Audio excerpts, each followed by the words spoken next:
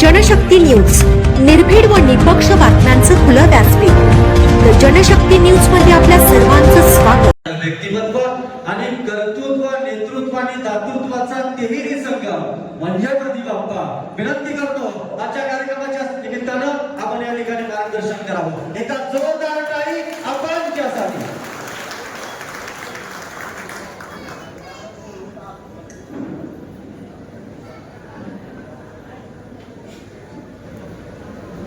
स्वर्गीय अजितदादांच्या विचारानं राष्ट्रवादी काँग्रेस पक्ष आपण पुढे नेतोय. या निमित्तानं उपस्थित असलेल्या सांगली जिल्हा महिला राष्ट्रवादी काँग्रेसच्या अध्यक्षा आणि कवठेमंकाळच्या लोकनियुक्त नगराध्यक्ष म्हणून त्यांनी काम केलं त्या साधनाताई, दादांचे भाचे आणि वाळवा तालुका राष्ट्रवादी काँग्रेसचे अध्यक्ष केदारदादा, या गावचे सुपुत्र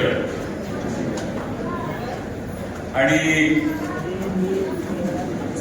ज्यांनी कष्टातून राजकारण उभा केलं अशा गोपीचंद पडळकर साहेबांच्या सोबत महाराष्ट्रभरातल्या युवकांसाठी काम करत असलेले आमचे सहकारी मित्र ऋषीभैया, शिराळा तालुक्याचे अध्यक्ष अशोक पाटील साहेब, जिल्हा संघटक विजया गुरु मॅडम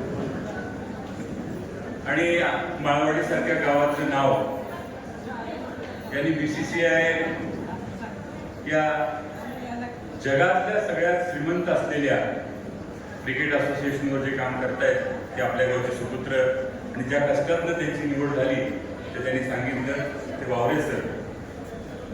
या कार्यक्रमाचं नियोजन ज्यांनी केलं ते नितीन माने साहेब, विकास कावतर साहेब, धनंजय साळुंके, बिलोडी व्यापारी असोसिएशनचे अध्यक्ष रमेश पाटील साहेब,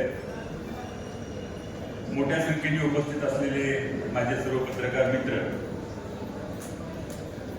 आणि माळवाडी परिसरातील या कार्यक्रमाला उपस्थित असलेल्या मोठ्या संख्येने उपस्थित असलेल्या माता भगिनी, उपस्थित युवक, ज्येष्ठ सर्वच नागरिक, मी तुमच्या सर्वांचं मनापासून या कार्यक्रमामध्ये स्वागत करतो. माझ्यावरती प्रेम करणारे सर्वच कार्यकर्ते, प्रसाद, त्याचबरोबर राहुलदादा, लाडसर, उपस्थित सर्वच कार्यकर्ते, या कार्यक्रमाच्या निमित्तानं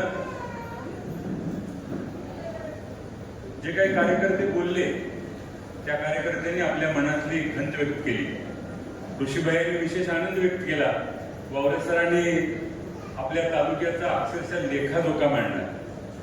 गेली 40 वर्ष या तालुक्यामध्ये गावातल्या ठराविक वाड्यातून राजकारण चालत होतं. या वाड्याच्या बाहेर सर्वसामान्य कुटुंबातनं यापुढे या तालुक्यात बाई आपल्याला राजकारण चाललं पाहिजे हा एक पायंडा इथून पुढे आपल्याला या तालुक्यात घालून द्यायचा आहे. आजच्या कार्यक्रमाच्या निमित्तानं जी व्यासपीठावर मंडळी बोलली, गेली 30, 40, 50 वर्ष या सर्व मंडळींना पोस्टर चिटकवण्याचं, स्लिपा वाटण्याचं आणि निवडणुकीपुरतं त्यांच्या नावाने बोलवण्याची पद्धत आणि त्यांच्या खांद्यावर हात ठेवायची पद्धत हे फक्त आपल्या तालुक्यामध्ये आहे. भैया म्हटल्याप्रमाणे दादा, नाना, तात्या, काका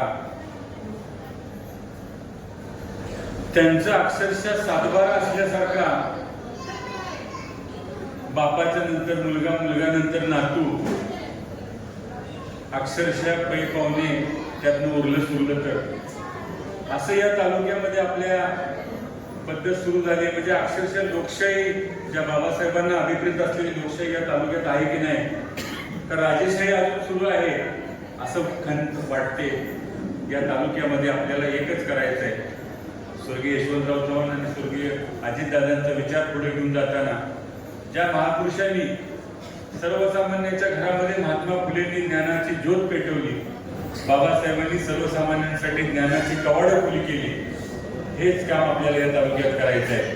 कारण मी सुद्धा गेली 20-25 वर्ष या धनदांडग्यांच्या आणि राजकीय दांडग्यांच्या अक्षरशः त्रासाला प्रचंड पद्धतीनं मी हा अन्याय सहन केलाय.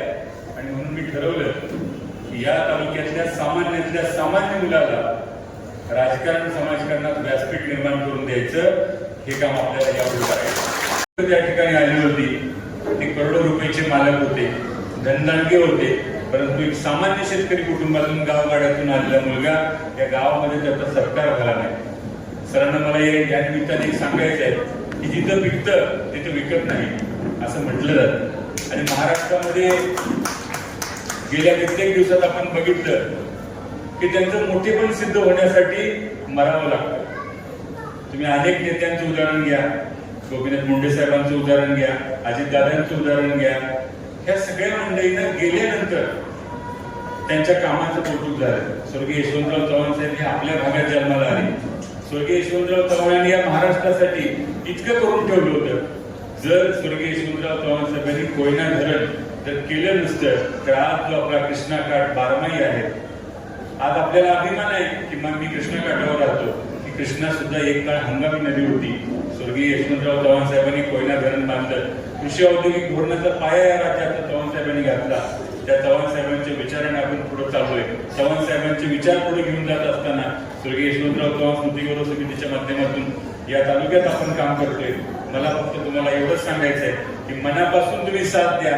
मी 100% तुम्हाला एवढंच आश्वस्त करतो की सामान्य माणसापर्यंत शासनाच्या योजना पोहोचवण्याचं आपण काम करू. आणि भैयांनी ज्या पद्धतीने सांगितलं, या भागातल्या तरुणांना कृष्णा काठावर एखादा उद्योग सुरू करूया, जो उद्योग सामान्यांचा असेल.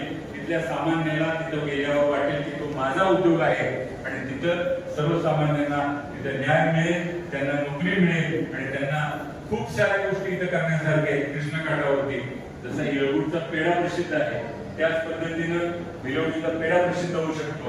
आपल्याकडे हळदीचं फार मोठं, महाराष्ट्रातलं जगातलं सगळ्यात मोठं मार्केट सांगलीला आहे. हळदीमध्ये करण्यासारख्या बऱ्याच गोष्टी आहेत. इथं फक्त काय झालंय, मी, माझ्या संस्था आणि माझे नातेवाईक याच्यामध्ये हे जे काही वर्तुळ अडकलंय त्याच्या बाहेर पडून आपल्याला काम करावं लागेल आणि ते कुणीही दुसरं करणार नाही. त्यासाठी आपल्याला घरातून बाहेर पडावं लागेल. त्या पद्धतीने इथून पुढच्या काळात आपल्याला नेते घडवावे लागतील. ज्या पद्धतीनं यशवंतराव चव्हाणांनी महाराष्ट्राच्या मातीत नेते घडवले त्या पद्धतीने या तालुक्यामध्ये आपल्याला कार्यकर्ते बनवण्याचं जे धोरण गेली 50-40 वर्ष आहे ते इथून पुढच्या काळात नेते घडवण्याचं धोरण आपण आता घेऊया. प्रत्येक गावात आपल्या एवढी